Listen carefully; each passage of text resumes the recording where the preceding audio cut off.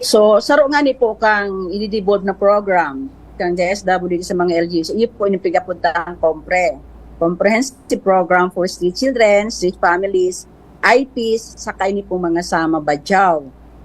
So, sa ngunyan po, do kami ngunyan na MOA na piga ano niya kanian may sangkuniang resolution na and for ano naman ni Mayor Sumoa na ma-implement mini para so technical assistance kan DSWD ma-i-transfer sa MOA kung how to paano ini-conduct ining complete program para sa mga street children, sa mabadyaw, saka ining mga IPs. Mm-mm. So, ang approach sa digis garo localized na intervention namang approach, holistic approach. Sabi ko nga ni, pwedeng ang point of entry ta lang so aki, si street children, street child, but then ang tatumbukon ta is yung whole family.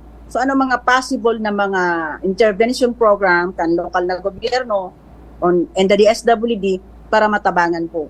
So digi po sa, I'm talking sa tabako lang, na ma-create po kami kay pigapuntang task force kung saan bako lang kami ang dapat kay ni magkaigwa ning in programa, but then with the help kan ibang mga members di sanggunian bayan o panglungsod member, naka-committee sa Women and Children and Family, so Liga President, so sa Academe, sa PNP.